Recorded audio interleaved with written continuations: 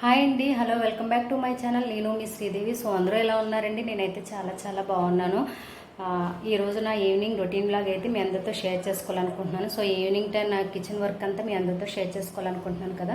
So ఎక్కడ skip చేయకుండా చివరి వరకు చూసాను ఫ్రెండ్స్. అన్నట్టు మన వీడియో మీరు ఫస్ట్ టైం చూస్తున్నట్లయితే సబ్స్క్రైబ్ చేసుకోకపోతే సబ్స్క్రైబ్ చేయండి. అలాగే పక్కనే ఉన్న బెల్ ఐకాన్ని యాక్టివేట్ చేస్తే నేను చేస్తే ప్రతి వీడియో మీకు నోటిఫికేషన్లోకి అయితే వస్తుంది. ప్లీజ్ తప్పకుండా ఒక లైక్ అయితే ఇవ్వండి ఫ్రెండ్స్. సో ఇప్పుడైతే నా ఈవినింగ్ బ్లాగ్ అయితే ఇప్పుడు వచ్చేసి టైం అయితే 7 అయిందండి. అండ్ అలాగే ఇక్కడ రైస్ అయితే పెట్టాను పిల్లలకి. రైస్ అయితే అయిపోయింది, కుక్ అయిపోయింది.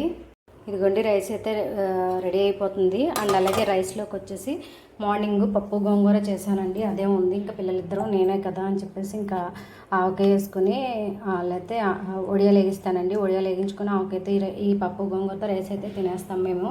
ఇంక ఈవినింగ్ అంటే పర్టికులర్గా కూర చేద్దామన్నా ఇంక కూర ఉంది కదా అని చెప్పేసి మేము ముగ్గురమే కదా అని చెప్పేసి ఇంకా కూర అయితే చేయలేదు.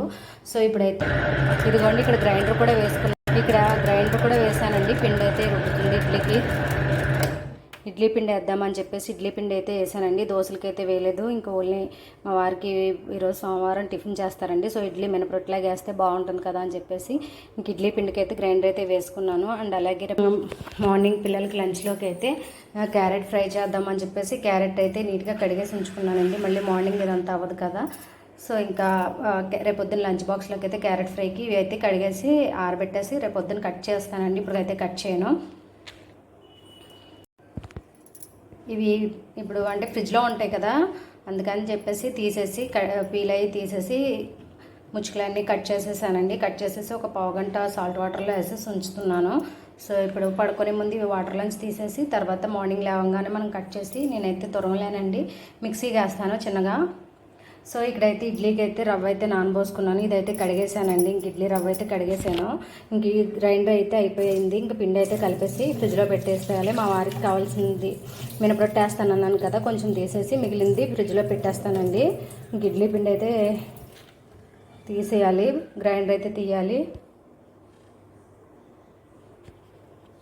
ఇంకా నాకైతే ఇప్పుడు పిల్లలకి రేపొద్దున్న మళ్ళీ స్నాక్స్ కోసం నేనైతే పామిగ్రానైట్ ఉన్నాయండి, అవి అయితే కట్ చేస్తున్నాను. ఇదిగోండి పామిగ్రానైట్ గింజలను అయితే ఇలాగ రేపొద్దున్న వాళ్ళకి స్నాక్స్ కింద పెడదామని చెప్పేసి ముందు రోజే ఇలా కట్ చేసేసుకుంటున్నాను. కట్ చేసేసుకుని పెట్టేద్దామని చెప్పేసి ఒలుస్తున్నానండి. ఇంకా రెండు అయితే ఒక్క అయితే ఒలిసాను, ఇంకా 2 ఉన్నాయి. ఒకసారి ఒలిసేసుకొని ఉంచుకుంటే గొడవ ఉండదు కదా. ఇంక ఈ 2 అయితే వలాలి. ఇంకోండి ఫ్రెండ్స్, మా పిల్లలకైతే పప్పు గోంగూర అన్నాను కదా, వడియాలు వేయించమన్నాడు పెద్దోడైతే. ఇక వడియాలు అయితే వేయిస్తున్నాను. వడియాలతో నంచుకొని ఆకు వేసుకొని కొంచెం తినేస్తారండి పిల్లలు. ఇగోండి వడియాలు కూడా వేగించేసాను. పిల్లలకైతే ఇప్పుడు అన్నం పెట్టేస్తాను. వాళ్ళు తిన్న తర్వాత గిన్నెలు అయితే ఉంటాయి కదా, గిన్నెలన్నీ క్లీన్ చేసేసి ఇంకా షింకు కిచెన్ అంతా నీట్గా సర్దేసుకుంటానండి. ఇక్కడైతే మినపట్టు రొట్టె వేస్తున్నానండి. ఇప్పుడే రుబ్బిన పిండి కదా, టేస్ట్గా ఉంటుందండి మినపరొట్టె. మనం పంచదారతో కానీ బెల్లం పానకంతో కానీ తేనెతో కానీ నంచుకొని తింటే చాలా బాగుంటుంది. మీలో ఎంతమందికి ఇష్టమో ఏంటనేది కూడా నాకు కామెంట్ సెక్షన్లో కామెంట్ చేయండి. చాలా బాగుంటుంది రొట్టె.